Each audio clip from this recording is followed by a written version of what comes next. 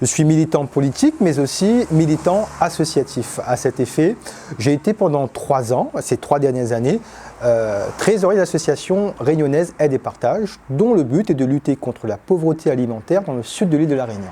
Je suis aussi enseignant en sciences économiques et sociales à Saint-Louis, où je forme la jeunesse de demain. Je vous propose maintenant de découvrir mon programme. Une fois élus, nous proposerons avec mon groupe parlementaire une loi programme pour la Réunion et pour les Outre-mer. Une thématique qui me tient à cœur, c'est le bien vieillir à domicile. Nos grands mondes, arrivés à 65, 70 ans, sont en perte d'autonomie. Nous, on propose d'adapter l'habitation de nos grands mondes à la vie sociale pour qu'ils puissent finir leur vie dans de bonnes conditions, que ce soit avec les ergothérapeutes, avec les assistantes sociales, les coiffeurs, coiffeuses qui viendraient à domicile et créer vraiment du lien social intergénérationnel. Parlons maintenant de la vie chère. Demain, je propose de supprimer les frais bancaires pour les publics fragiles et les entreprises en difficulté. 6 mois, 1 an, le temps de souffler et de relever la tête de l'eau. Dans la continuité de ce qui vient d'être dit, et personne n'en parle, ce sont les droits de succession.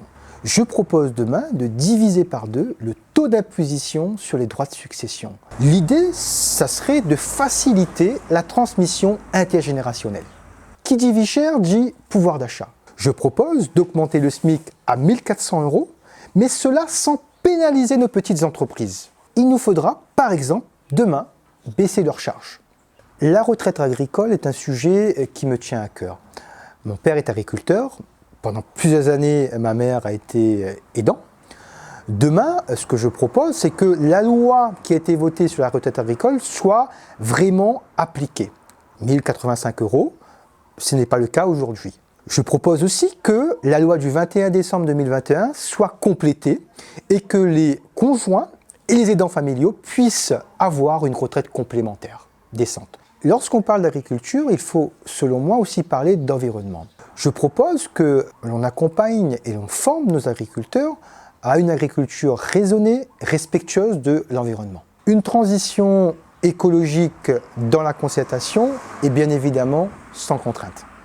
Grâce à ces Outre-mer, la France est un pays multiculturel. Je propose donc que les originalités des Outre-mer, les langues, le patrimoine, l'identité créole doivent faire partie intégrante de notre Constitution.